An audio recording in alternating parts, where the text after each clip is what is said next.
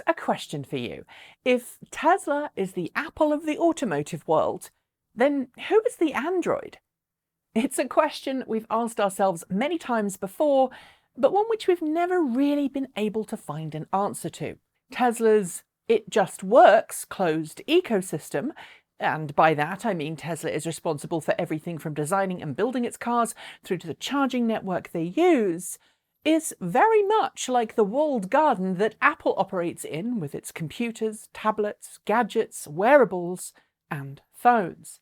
Android, meanwhile, is considered by many to be less user-friendly but easier to tweak, easier to get just the way you want it, and because of that, it's an easier entry point for someone who is either seeking to hack their world to their own needs or wanting to push the boundaries of what the hardware is truly capable of. And while development of Android is led by Google, it is an open source environment. If you're so inclined, you can download the source code to your own computer, tweak it, and either build your own derivative software or contribute to the development of the myriad of different flavors of Android that are now out there in the wild. Offering that kind of development for a mobile device or an embedded system is one thing, but offering that for a vehicle platform is something entirely different. Yet the Hong Hai Technology Group from Taiwan, better known in the West as Foxconn, has just unveiled what it says is its answer to Tesla's Apple-esque vehicle platform, the MIH, open source electric vehicle hardware platform and companion open source software ecosystem. And it's a system that it says it will freely distribute to other companies around the world in an effort to help accelerate the adoption of electric vehicles, while making it easier and more cost-effective to do so. Having watched through the hour or so of subtitled presentations on the subject from earlier this week, which, by the way, was in Cantonese, and I don't speak Cantonese, here's what I know of the MIH system, how it fits in with the electric vehicle world in general, and my evaluation of it. And then at the end, we'll ask if Tesla and other automakers should be threatened by this development. Spoiler alert, right now, I don't think so, but you'll have to wait until the end to find out why. Oh, and if you are watching this and wondering why we're not covering the global reveal of the Hummer EV that's happening tonight, don't worry. GM is holding a media briefing tomorrow for the same, so we decided to hold out on that video until we have more information from the briefing, and we'll either cover it tomorrow or later this week, depending on if you'd rather we cover that or Tesla's third quarter financials tomorrow. Let me know below which one you'd prefer to see. Let's start our exploration into Foxconn by reminding ourselves what the company is known for: global electronics contract manufacturing. It's based in Taiwan, but it has facilities around the world, and its client list includes Amazon, Apple, Cisco, Dell, Google, HP, Intel, Lenovo, Microsoft, Nintendo, Sega, Sony, Toshiba, Xiaomi, and many more. Basically, if you've purchased a piece of electronics equipment in the last decade or so, there's a high probability that it was either made under license by Foxconn in its entirety, or it features components that can be traced back to a Foxconn facility. And yes, in case you wanted clarification, it's Foxconn that's been responsible for manufacturing the majority of Apple's iPhone family. And it's the company which has, in the past, been the subject of many undercover investigations into unsafe or illegal working conditions, poor pay, worker suicide, and in 2012, child labour. For clarification at this point, I should also note that much of the factory video that we're using in this section has been sourced through third-party video licensing sites and thus may or may not include footage of actual Foxconn facilities. Controversies aside, in the last few years, Foxconn has set its sights on more than just electronics manufacturing, and much like other manufacturing companies out there, has expanded its expertise into other areas of the tech world.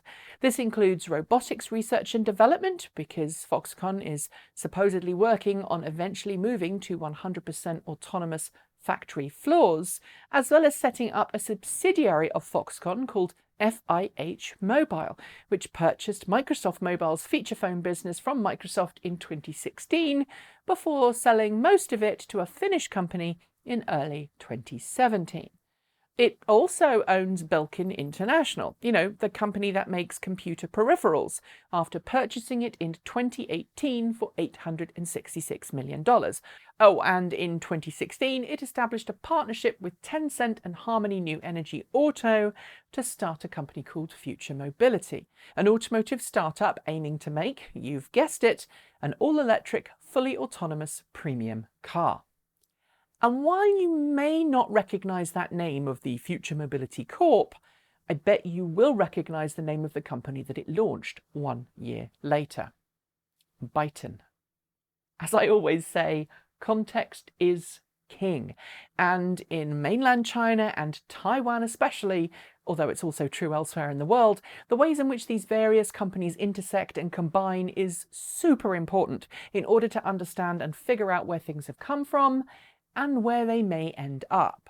So let's get to the MIH platform and its claim from Foxconn that it could revolutionise the electric car world. From the official keynotes given, Foxconn says that it has leveraged its expertise in volume manufacturing as well as research and development, that's stuff it's been engaged in for more than a decade, to bring about a modular drive-by-wire skateboard EV platform complete with autonomous vehicle sensors that it also makes, that integrates at a hardware level with a fully open source, fully customizable ecosystem. The goal is to provide a platform on which automakers and software companies can build, eliminating much of the expense and R&D that occurs in a traditional automaker when they are bringing a new car to market. This integration between hardware and software is facilitated by a multi-layer real-time operating system that's capable of both operating in sandboxed, secure, real-time mission-critical system modes, like braking, speed control, and steering, as well as non-mission control critical systems, like infotainment, for example. It could, says Foxconn's team, lead to an open cockpit methodology that would operate in much the same way that Android has a variety of open source launchers and graphical user interfaces that can be chosen by and switched between by the end user. This open source layered operating system, which has Foxconn's EVKit SDK at its centre, will be made available to developers and automakers alike. In separating the hardware and software development into separate entities, Foxconn claims it can accelerate development of electric vehicles for companies by taking away some of the headaches of traditional automotive development, as well as, of course, setting up a new ecosystem and entire economy for existing software teams to enter into the auto market. Tying this all together is a third system developed by Foxconn, its IOV Cloud, which it says will feature not only in-vehicle full Ethernet connectivity, but also 5G and even 6G cellular communications.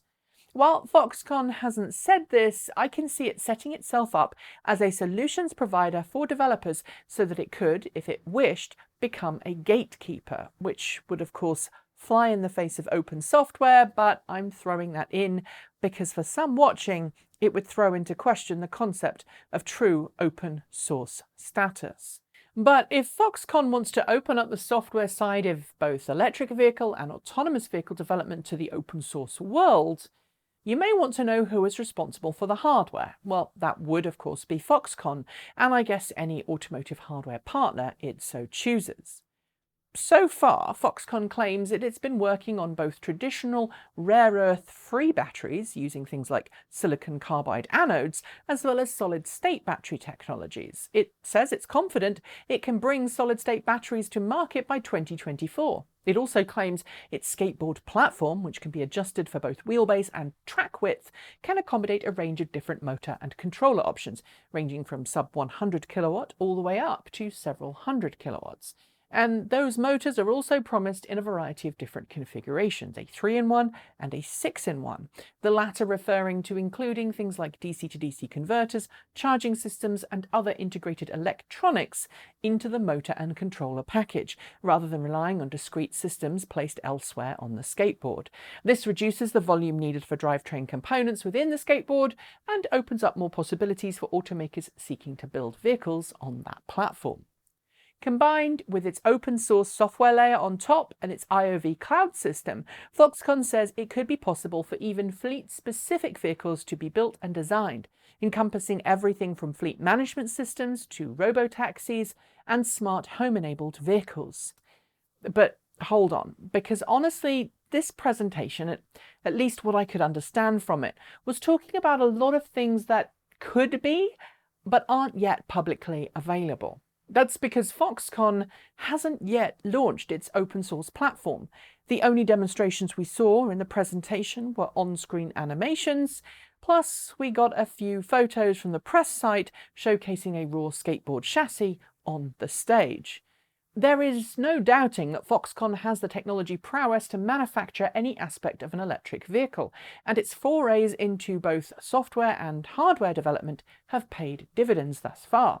Its technology is even used today in the automotive world. It's developed a 4,200 metric ton die casting machine that's used by BMW to produce battery casings for its EVs.